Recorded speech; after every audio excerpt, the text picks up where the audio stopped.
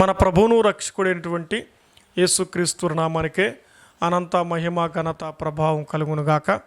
దేవుని యొక్క మహాకృపలో ఆయన కరికరములో ఇలాగూ దేవుని వాక్యం వినడానికి ప్రభు మనకు అనుగ్రహిస్తున్నటువంటి గొప్ప తరుణాన్ని బట్టి శుభప్రదమైన నిరీక్షణ బట్టి ప్రభుకి స్తోత్రాలు.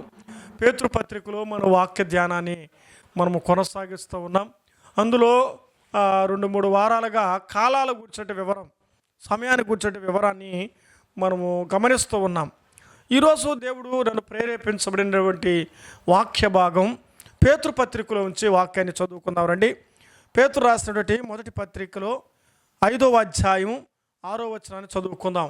పేతురు రాసిన మొదటి పత్రిక 5వ అధ్యాయము 6వ వచనాన్ని చదువుకుందాం. దేవుడు తగిన సమయమందు మిమ్మల్ని హెచ్చించినట్లు ఆయన బలిష్టమైన చేతుల క్రింద దీన మనస్కులే ఉండుడి. మరలా చదువుతున్నాను, జాగ్రత్తగా వాక్యాన్ని గమనించండి. దేవుడు తగిన కాల సమయమందు మిమ్మల్ని హెచ్చించినట్లు ఆయన బలిష్టమైన చేతుల కింద దీన మనస్కులే ఉండుడి. దేవుని వాక్యాన్ని బట్టి మనం చూస్తూ ఉన్నాం. వాక్యం కొరకై చిన్న ప్రార్థన చేద్దాం. ప్రేమగల మా తండ్రి, పరిశుద్ధమైన దేవా, రక్షకుడానికి స్తోత్రాలు. దేవుని వాక్యం చదువుకున్నాం అనగా మీ మాటలు మా జీవితానికి అదొక బాట. నీ మాటలో తండ్రి జీవం ఉన్నది, నీ మాటల్లో ఊపిరి ఉన్నది, నీ మాటల్లో మధురం ఉన్నది, నీ మాటల్లో ఆశీర్వాదాలు ఉన్నాయి. ఈ రాత్రి వేళ నాయన మా అందరితో మీరు మాట్లాడి ప్రేక్షకులతోనూ శాలేం స్వరం చూస్తున్న వారందరితో మీరు ముచ్చటించమని, విలువైనటువంటి సంగతులు, శ్రేష్టమైన సంగతులు మీరు మాట్లాడి కృప దయచేస్తారని రక్షకుడైనటువంటి యేసుక్రీస్తు నామమును బట్టి వాక్య భాగం కొరకై మీ సన్నిధిలో అడిగి వేడుకొనుచున్నాము తండ్రి, ఆమేన్. మంచిది. దైవ గ్రంథమైనటువంటి పరిశుద్ధ గ్రంథం బైబిల్ గ్రంథం పఠింపశ్రేష్టమైనది. ఈరోజు ఈ వాక్యములో మనం చదువుకున్నటువంటి వాక్య భాగం గమనించగా భక్తకోటికి పేతురు రాస్తూ విశేషమైనటువంటి వివరాన్ని మనం చూస్తూ ఉన్నాం. చెదిరిపోయినటువంటి గోత్రాలకు, అన్య దేశములందరూ చెదిరినటువంటి గోత్రాలతో తాను ఏమని చెబుతున్నాడంటే, దేవుడు తగిన కాల సమయమందు మిమ్మును హెచ్చించినట్లు మీరు ఎలా ఉండమన్నాడు? దీన మనస్కులుగా ఉండమన్నాడు. ఈ రాత్రి వేళ వాక్య భాగం తగిన కాల సమయమందు, తగిన సమయం ఉంది. దీనికి పర్యాయపదం తగిన కాలం అని ఉంది. తగిన కాలం అన్నా తగిన సమయం అన్నా ఒకటే. ఈ వచనం బట్టి మనం గమనించగా దేవుడు తగిన కాలమందు మిమ్మును హెచ్చిస్తాడు. కాలాలు మన చేతిలో లేదు, సమయాలు మన చేతిలో లేదు, లోకము యొక్క పరిస్థితులు మన చేతిలో లేదు. అంతా ఎవరి చేతిలో ఉంది? దేవుని చేతిలోనే ఉంది. ఏ రోజు ఎవరికి ఎప్పుడు ఎలా జరిగించాలో అది దేవుని యొక్క చిత్తం. ఆయన కాలములో, ఆయన సమయములో అది ఉన్నట్టుగా చూస్తున్నాం. అయితే తగిన కాలమందము హెచ్చించబడాలి అంటే, తగిన కాలమందు మనం జీవించబడాలంటే, తగిన కాలమందు మనం ఆశీర్వదించబడాలంటే మనము చేయవలసినటువంటి నియమ నిబంధనలు ఇక్కడ చూస్తూ ఉన్నాం. ఏమేమి ఉన్నాడు? ద్విమనస్కులు అన్నాడా, దీన మనస్కులు అన్నాడా? దీన మనస్సు అన్నాడు, ద్విమనస్కులు అనలేదు.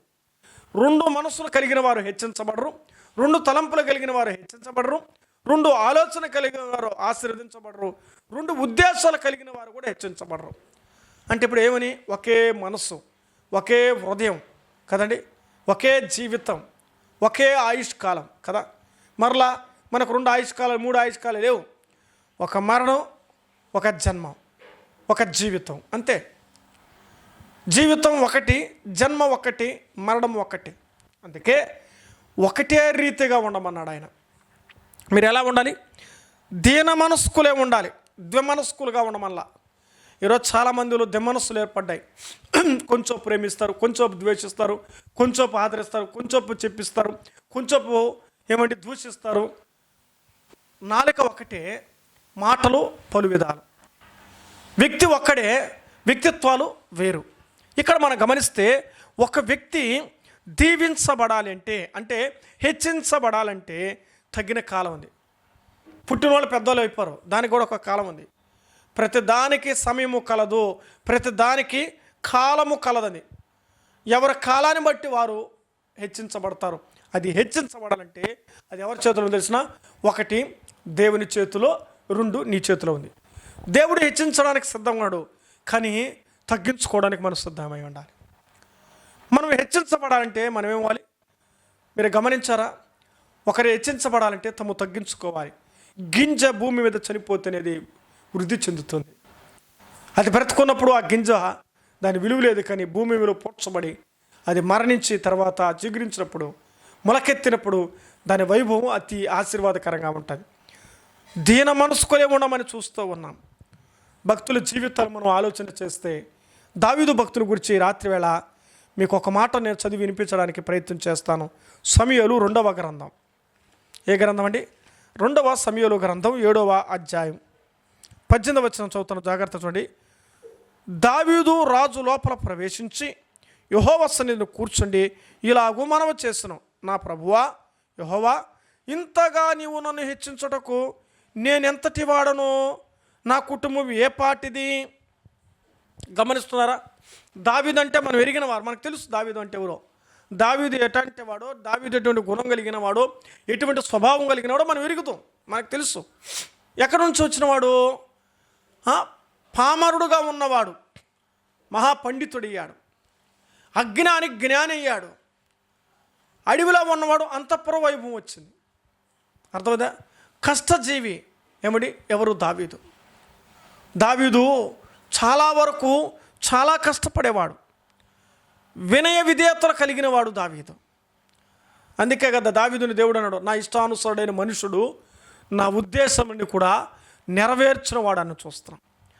దావీదు కుటుంబము అంతగా హెచ్చించబడడానికి, దావీదు కుటుంబం అంతగా ఆశీర్వదించబడడానికి కారణం తెలిసిన దేవుడు అంటే చాలా ఇష్టం. అది ఎవరైతే దేవుల్లో ఉంటారో, ఎవరైతే ప్రభుతో జీవిస్తూ ఉంటారో, ఎవరైతే ప్రభు మీద ఆనుకొని ఉంటారో, ఆనుకోవడం, ఆయన అనుసరించడం, ఆయన వెంబడించడం, ఆయనతో నడిచే వారిని దేవుడు ఏం చేస్తాడంటే హెచ్చిస్తాను అన్నాడు. హెచ్చిస్తాను. దీనికి అనుబంధ వాక్యాన్ని ఇది ఎలాగే పట్టుకొని సామెతల గ్రంథం 4వ అధ్యాయానికి వద్దాం రండి. సామెతల గ్రంథం 4వ అధ్యాయం మనం ఎరిగిన సత్యాలే ఒక్కసారి మనం అట్లా నెమరు వేద్దాం. అంటే మరలా జ్ఞాపకం చేసుకుని 4వ అధ్యాయము 8వ వచనం చదువుతున్నాం. సామెతల గ్రంథం 4:8. దాన్ని గొప్ప చేసినడలా అది నిన్ను హెచ్చించును. ఏది ఏది అంటే తండ్రి యొక్క మాట. ఏది? నా కుమారుడా, తండ్రి ఉపదేశమును వినుడి, మీరు వివేకమునందునట్లు ఆలకించుడి. నా మాట, నా కుమారుడా నువ్వు విను. సుకుమారుడైనటువంటి కుమారుడా జాగ్రత్తగా ఆలోచించి నా ఆజ్ఞను గైకొడాలా నువ్వు బ్రతుకుదువు. అది అనే దాన్ని ప్రేమించడలా అది నిన్ను రక్షించును అన్నాడు. దాన్ని గొప్ప చేసడలా అది నిన్ను హెచ్చించును. అది నీకు తలకు అందమైన మాలికగా కట్టడగా ఉండను. అర్థమవుతుందా? ఈ వచనంలో మనకు అర్థమయ్యేటటువంటి మాట ఏంటంటే దాన్ని నువ్వేం చేయాలట? హెచ్చించాలి. ఏది? దేవుని మాటను, తండ్రి మాట. మన తండ్రి ఎవరు? పరమ తండ్రి, ప్రభునటువంటి యేసుక్రీస్తు. తండ్రి మాట ఎవరైతే వింటారో, తల్లి మాట ఎవరైతే వింటారో, వారి మాటని హెచ్చిస్తారో, వారి మాటని గౌరవిస్తారో, వారి మాటకు లోబడతారో, వారి మాటని వెంబడిస్తారో, వారి మాటను అనుసరిస్తారో, వారి మాటను తూచా తప్పనిసరిగా ఎవరైతే పాటిస్తారో వాళ్ళు అంచెల తగిన కాలం ముందు హెచ్చించబడి, నువ్వు ఊహించని విధంగా, నువ్వు కోరుకోని విధంగా, నువ్వు అనుకోని విధంగా దేవుడు నీ జీవితానికి చేస్తాడు. అయితే నీవు నేను చేయవలసింది ఏ మనసు ఉండాలి? ఏ మనసులో? ఏక మనసు, ద్విమనస్సు కాదు, దీన మనస్సు అనే వస్త్రం ధరించాలి. మనకు దీన మనస్సు ఏడున్నదా? కోప మనసులు ఉన్నాయి, ఆగ్రహం మనసులు ఉన్నాయి, ఆవేశ మనసులు ఉన్నాయి. మనం తగ్గించుకోలేము. ఎందుకో తెలుసా? మనం అహం అడ్డు వస్తుంది. ఎందుకో తెలుసా? మన అతిశయం అడ్డు వస్తుంది. ఎందుకో తెలుసా? మన స్థాయి అడ్డు వస్తుంది. ఎందుకో తెలుసా? నేను అనేది మనలో ఉంది. మనం ఎప్పుడు నేను అని అనుకుంటామో అహం తగ్గదు, అహంకారం తగ్గదు, ఆవేశం తగ్గదు. నేనెంతటి వాడును, నేను ఏ పార్టీ దానను, నేను ఏ పార్టీ వాడను. భక్తులను నేను ఆయన చెప్పులు వారిని విప్పుట కూడా నేను పాత్రుడును తాకడానికి అర్థం. నేను దుమ్ము ధూళి వంటి ఆయన. అర్థమైందా? మనం తగ్గించబడి బైబిల్ గ్రంథంలో సువార్తలో కూడా మనం చూద్దాం, తన్ను తాను తగ్గించుకునేవాడు హెచ్చించబడును. ఈరోజు దావీదును అంతగా దేవుడు హెచ్చించడానికి కారణం దేవుని హెచ్చించాడు. ఎవరైతే ప్రభువుని హెచ్చిస్తారో, ఎవరైతే ప్రభువుని గౌరవిస్తారో, ఎవరైతే దేవుని కార్యాలు చేస్తారో, ఎవరైతే దేవుని పని జరిగించేటట్టుగా చేస్తారో, ఎవరైతే దేవుని కార్యాన్ని గొప్ప చేస్తారో, ఎవరైతే ప్రభు కార్యాభివృద్ధిని ఆసక్తులుగా ఉంటారో, వాళ్ళ జీవితాలలో చెప్పశక్యము కానీ గొప్ప ఆధిక్యత హెచ్చింపు. దావీదు అనుకున్నాడా? రాజవుతాను అనుకున్నాడా? గొర్రెల కాపరి, మంద కాపరి, మనుషుల కాపరయ్యాడు. ఊహించడు దావీదు. అసలు ఆ స్థాయిలోనికి వెళతానని దావీదు ఎన్నడైనా కలగన్నాడా? తండ్రి పంపించకపోతే మీరు గమనించాలి, తండ్రి మాట విన్నందువలన ఎక్కడికి వచ్చాడు? యుద్ధ భూమిలో అన్నల దగ్గరికి వచ్చాడు. అప్పుడు జరుగుతున్న సమస్య ఏంటి? గుల్యాతు దేవుని ప్రజల మీద దూషిస్తూ హేళన చేస్తున్నప్పుడు ఆ మాటని చెవినబడింది. సున్నతి లేని ఫిలిష్తీయుడు వీడెంతటి వాడు, జీవము లేని మాట దేవుని తిరస్కరించడానికి ఎంతటి వాడు. అందుకే దేవుని కొరకు నిలబడినవాడు. ఈ మాటలు ఇలా చెప్పనివ్వండి, మనం దేవుని కొరకు నిలబడితే నిన్ను హెచ్చిస్తాడు. ఎవరి కోసం నిలబడాలి? మనం దేవుని కొరకు రోషంగా నిలబడాలి. ప్రభు కార్యం కొరకే రోషంగా నిలబడాలి. కానీ ఈరోజు నిలబడతామంటే నిలబడనివ్వడం లేదే, దేవుని పని చేస్తామంటే చేయనివ్వడం లేదే, ప్రభు కొరకు బ్రతకతామంటే బ్రతకనివ్వడం లేదే. అయినప్పటికీ తగిన కాలం దేవుడిస్తాడు. అంతవరకు మనం ఏం చేయాలి? ఎదురు చూస్తూ ఉండాలి. దేవుడు తగిన కాలమందు మిమ్మల్ని హెచ్చించినట్లు ఆయన బలిష్టమైన చేతుల కింద మీరు ఎలా ఉండాలి? దీన మనస్కులే ఉండని వాక్యం. మనం తగ్గించబడుతున్నప్పుడు ప్రభు గొప్ప కార్యాలు చేస్తాడు. ఇక దేవుని వాక్యం చూస్తే తగిన కాలం అన్నాడు. ఒకటి, తగిన కాలములో మనం హెచ్చించబడతాము ఆయన్ని గొప్ప చేసేవారికి ఉన్నప్పుడు. మరొక మాట చూస్తారంటే 104వ కీర్తనలోనే తగిన కాలమందు, తగిన సమయం అనే మాట రాయబడుతున్న బైబిల్లో. మనం చూద్దాం. 104వ కీర్తన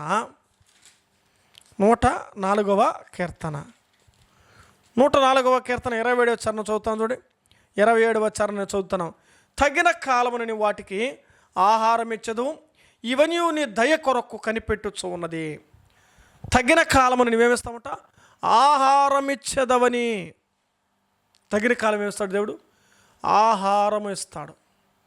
తగిన కాలములో దేవుడు ఆహారం ఇస్తాడు. కాబట్టి ఎవరికి ఆహారం, ఎవరికి స్థితి అని అంటే ఇప్పుడు చదువుకుంది. ఇక్కడ 136వ కీర్తన 136వ కీర్తన 136 25వ చరణం చదువుతున్నాను. 25వ చరణం. సమస్త జీవులకును ఆయన ఆహారం ఇచ్చుచూ ఉన్నాడు. అర్థమైందా? జీవితాలకు జీవులకు. జీవితాలంటే ఎవరు? మనకు. అక్కడ గమనించాలి మీరు మాట. ముందు వచ్చిన ఏం చదివాను? తగిన వారికి జీవమును వారికి ఆహారం ఇస్తా అన్నాడు. ఎక్కడ మన మాట మనం చదువుకున్నాం. ఇక్కడ ఏం రాయబడుతుంది? జీవులు అనే పదం రాయబడింది. జీవితంలో ఉన్న వారికి అనగా మనుషులకి, అనగా జీవరాశులకు దేవుడు ఏమిస్తాడు? ఆహారం ఇస్తా అన్నాడు. ఎప్పుడు? తగిన కాలమందు వాటికి ఆహారం ఇస్తా అన్నాడు. తగిన కాలమందు వారిని ఆహారముతో పోషిస్తాను. ఇశ్రాయేలు ప్రజల్ని ఏ కాలంలో పోషించాడు? తగిన కాలములో. మరికేమి కావాలన్నా వారిని మీరు గమనించండి. వారిని ఎలాగూ తృప్తిపరిచి ఎలాగూ చేసంటే మనం వర్ణించలేము. తగిన కాలము వాటిని ఆహారం ఇచ్చదమని ఇవన్నీ నీ దయను కనిపెట్టుచూ ఉన్నవి. మీరు బాగా గమనించాలి. జీవరాశులకు అలాగే జీవితాలతో ఉన్న వారికి దేవుడు ఆహారం ఇచ్చాడు. ఇశ్రాయేలు ప్రజలు పోషించిన వాడు. ఇశ్రాయేలు ప్రజలకి దేవుడు వారిని ఆహారముతో పోషించాడు కదండి.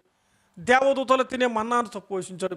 ఈరోజు నీ నా జీవితాల్లో మనం కూడా చేసి తగిన కాలం ఆహారం ఇచ్చి పోషిస్తాడు. అసలు సారేపతి విధవరాలకి ఆహారం అయిపోయింది. తగిన కాలం ఎవరు పంపించాడు? ఒక దైవ సేవకుని పంపించాడు. ఆమె జీవితానికి ఆహారం ఎవరు పెట్టాడు? దేవుడే పెట్టాడు. గమనిస్తున్నారా? జీవితాలకు ఆహారం పెట్టేవాడు దేవుడే, జీవాలకు ఆహారం పెట్టేవాడు కూడా దేవుడే. కానీ కొంతకాలం ఒక్కొక్క సందర్భంలో మనం ఆర్థిక పరిస్థితులు బట్టి భోజనమును చేయలేని దినాలు కూడా ఉన్నాయి, వండుకోని దినాలు కూడా ఉన్నాయి, అప్పు తెచ్చుకునే దినాలు కూడా ఉన్నాయి, అరువు తెచ్చుకునే దినాలు కూడా ఉన్నాయి, అవసరాన్ని చేయి చాపిన దినాలు కూడా ఉన్నాయి. దేవుడు అన్నాడు, ఏదో ఒక విధమైన చేతనైనా దేవుడు మన కుటుంబాలు ఏం చేస్తాడు? పోషిస్తూ ఉన్నాడు. ఇది గుర్తుంచుకోవాలి. తగిన కాలంలో నీకు ఎప్పుడు ఏది కావాలో ఆయన ఏమిస్తాడో తెలిసిన హెచ్చిస్తున్నాడు. అంత మాత్రమే కాదు, ఆయన ఆహారం ఇస్తాడు, ఆధిక్యతలు ఇస్తున్నాడు. రెండవది ఆహారం ఇస్తాడు. తగిన కాలంలో ఆధిక్యతలు, తగిన కాలంలో ఆహారం ఇచ్చేవాడు ఆయన. నీకు ఎప్పుడు ఏది కావాలని ఆహారం ఇచ్చాడు. ఆహారం ఇచ్చిన తర్వాత బాగా తినేసి తృప్తిగా అనిపించి చివరికి ఏమంటావు తెలిసిన అసలు భక్తికి దూరం అయిపోతున్నారు. ఈరోజు చాలామంది ఆహారం లేదప్పుడు దేవుడు సమృద్ధి ఇచ్చే కొద్దికి వారు సేవ మానేస్తున్నారు, వాళ్ళ భక్తి మానేస్తున్నారు. కడుపుండా తిన్నామా, జీవితాన్ని బాగా సుఖంగా పెంచుకున్నామా, అగ్నిగుండానికి సిద్ధం చేసుకున్నామా, వారి కడుపే వారి దేవుడు అయిపోతా ఉంది. దేవుడిచ్చిన దేవుడిని విడిచిపెట్టి వారి కడుపుకి దాసులు అయిపోతున్నారు. ఎంతోపైన తిండి తిండి తిండి. చాలామంది ప్రార్థన కూడికి రారు, ఆరాధన కూడికి రారు. ఏమంటే వండుకొని తినేసి లక్షణంగా వస్తారు. ఒక ఆదివారం కూడా దేవునికి పస్తులుండి ప్రభు దగ్గరికి రాలేమా? ఈరోజు చాలామంది జీవితాలు అలా తయారైపోయినారు.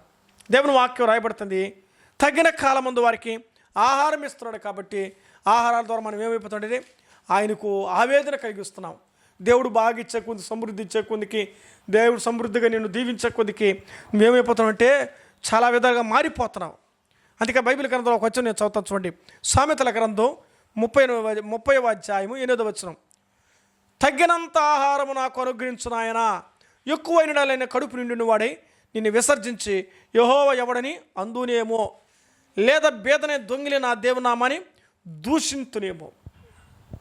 అర్థమైందా? దేవా నాకెంత కావాలో అంత చాలు, తగినంత వరకే చాలు. దానికి మించి వేస్తాం ఏమైపోతుంది? ఇశ్రాయేల్ ప్రజల గురించి చూసాం.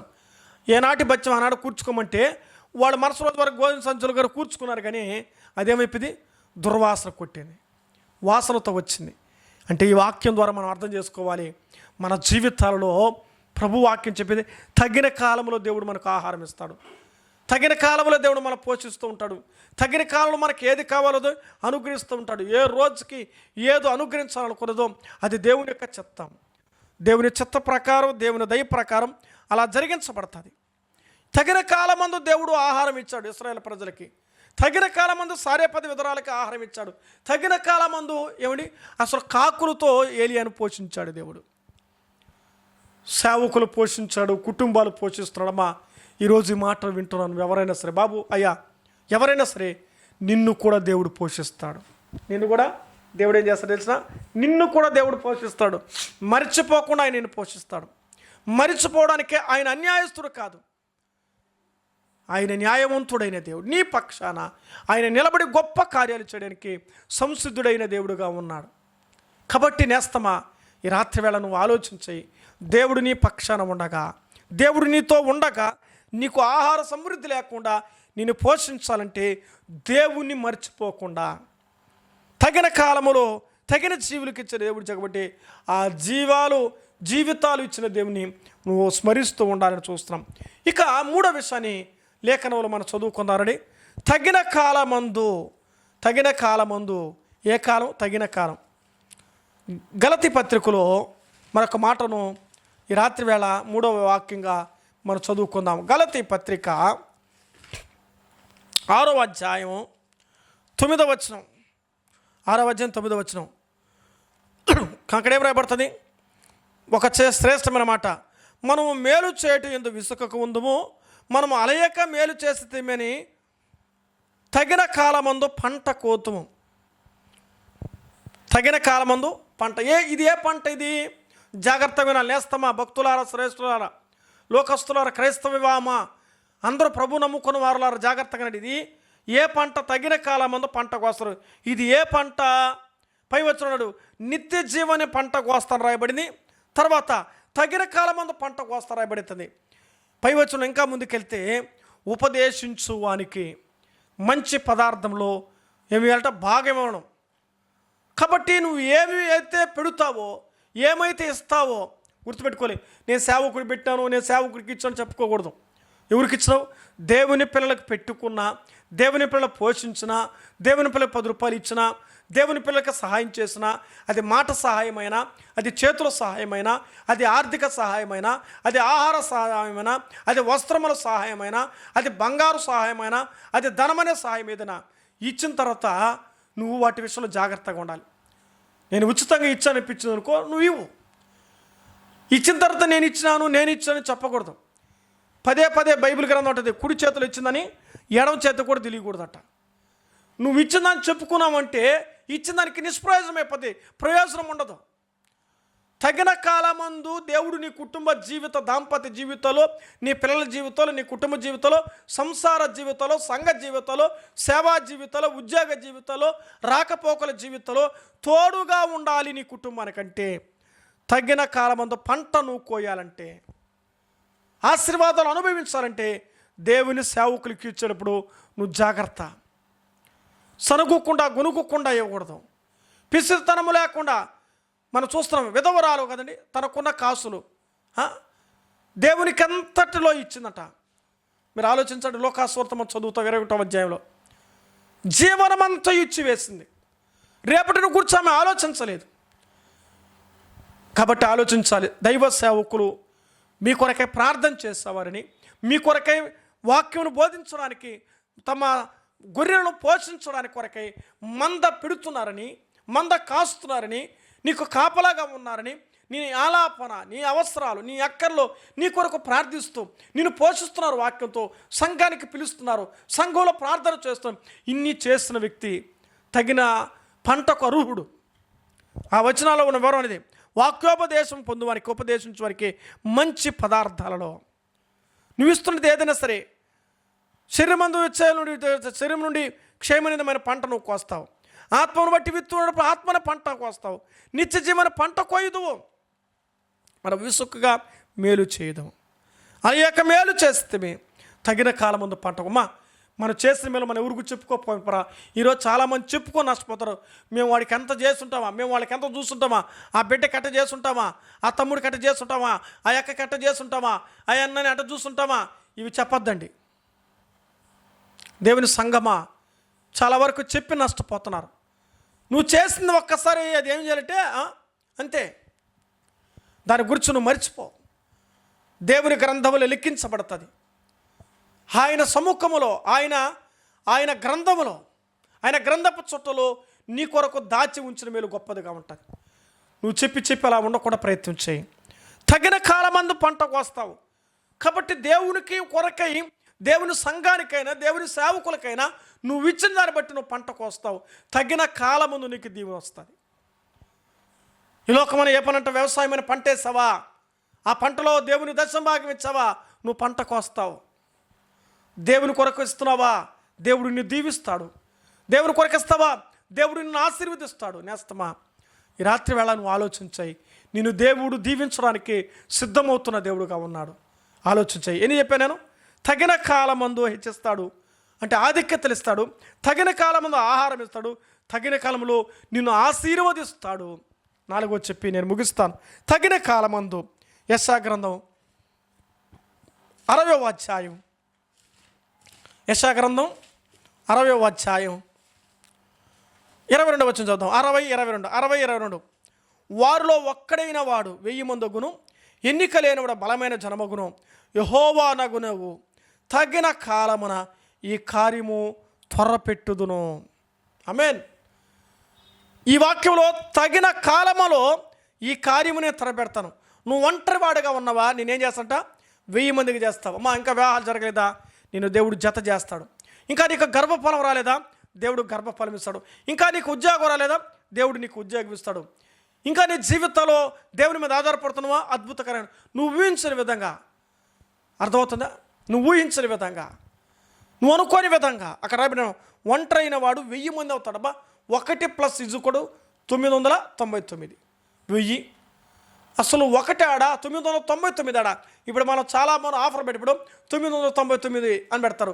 ఏమి 1000 రాయొచ్చు, 1000 రూపాయల అంటారు. 999 అనేది గమనించరు. 3 9లు 3 6లు అట పెడతారు. ఆలోచన చేయాలి. ఇక్కడ రాబడిన మాట, నిన్ను దేవుడు ఏం చేస్తాడంటే ఈ వచ్చిన ప్రకారం తగిన కాలంలో కార్యం చేస్తాడు. అది రాసుకుందాం. తగిన కాలంలో అద్భుత కార్యం చేస్తాడు. తగిన కాలంలో ఆయన ఆధిక్యతలు ఇస్తాడు. తగిన కాలంలో నీకేం చేస్తానని చెప్పాడు, ఆహారం ఇస్తాడు. తగిన కాలంలో నీ పక్షాన్ని ఏం చేస్తానని చెప్పాను, 3వ విషయం చెప్పాను తగిన కాలంలో. ఆ తర్వాత 4వ విషయం చెప్పాను, తగిన కాలంలో నిన్ను ఆశ్చర్యకార్యాలు చేస్తాడు. ఎప్పుడు ఆశ్చర్యకార్యాలు చేస్తాడు? ఈ కార్యాలు 3 రకాలు. ఇది మహత్కార్యము, గొప్ప కార్యము, ఆశ్చర్య కార్యం. ఆశ్చర్యకార్యాలు చేస్తాడు దేవుడు, అద్భుత కార్యాలు చేస్తాడు, మహత్కార్యాలు చేస్తాడు. కొంతమంది చాలామంది ప్రార్థనలు చేసుకోరు, అయ్యా మాకు ఇంకా వివాహాలు కాలేదంటే ప్రార్థన చేస్తే వివాహాలు జరిగాయి. అయ్యా ఇంకా గర్భపాలు రాలేదు ప్రభు అంటే ట్విన్స్ కన్ను వారు ఉంటున్నారు. జత డబుల్ సిమ్ లాగా అయిపోయిందనమాట గర్భపాలంలో కూడా. ఆ రోజు మనం చూస్తాం బైబిల్ గ్రంథంలో కదండి, జతలు కవల పిల్లలు పుట్టేటట్టుగా చేస్తున్నాడు. అంటే దీన్ని బట్టి నీవు నేను ఆలోచించవలసిన విషయం ఏంటంటే, పరిశుద్ధ గ్రంథంలో మన పక్షాన దేవుడు కార్యములు చేసేవాడు. తగిన కాలంలో కార్యం చేస్తాడు. నువ్వు అనుకున్నప్పుడు కాదు, నువ్వు నిర్ణయించినప్పుడు కాదు, నువ్వు ఉద్దేశించినప్పుడు కాదు, ఆయన కాలానికి నువ్వు అప్పగించుకో. ఏ విషయమైన ప్రభు కార్యం దగ్గరికి రా. ప్రభువా ఇది చేయాలనుకుంటా, ఇది నీ చిత్తమేనా, ఇది నీ కార్యమా? నేను పెళ్లి చేయాలనుకుంటున్నా, ఇది నీ కార్యమా? నేను ఇల్లు కట్టాలనుకుంటున్నా, ఇది నీ కార్యమా? నీ వస్తువు కొనాలనుకుంటున్నాను, ఇది నీ కార్యమా? ప్రభు పాదాల దగ్గరికి ప్రతిదీ తీసుకొని రావాలి. దేవుని చిత్తానికి అప్పగించి పదే పదే దేవుడు నీకు మనసు ఇచ్చినప్పుడు దైవ సేవకులు చెప్పి ప్రార్థన చేయించుకోవాలి. అయ్యా ఈ విధంగా అనుకుంటున్నాను, ప్రభు చిత్తమైతే కొనడానికి ఆయన కార్యం చేస్తే తగిన కాలంలో నాకు ఇస్తాడని నేను ఎదురు చూస్తూ ఉన్నాను. తగిన కాలంలో నువ్వు సంపాదించాలంటే నువ్వు దేవుని ఏం చేయాలి? ఈ రాత్రి వేళ నమ్మాలి. చూడండి, దేవుని వాక్యలో 37వ కీర్తనలో నేను ఒక మాట చదివి నేను ముగింపులోకి వస్తాను. కీర్తన 37వ కీర్తన కీర్తనల గ్రంథం 37వ కీర్తన 5వ చరణం. నీ మార్గములు యెహోవాకు అప్పగింపుము, నీవు ఆయన నమ్ముకొనుము, ఆయన కార్యము నెరవేర్చును. అర్థమవుతుందా? తగిన కాలంలో నీ కార్యాలు నెరవేర్చబడంటే నువ్వు ఆయన ఏం చేయాలి? ఆయన నమ్ముకోవాలి, నమ్మాలి. నమ్మినప్పుడు నీ కార్యం జరిగించబడుతుంది.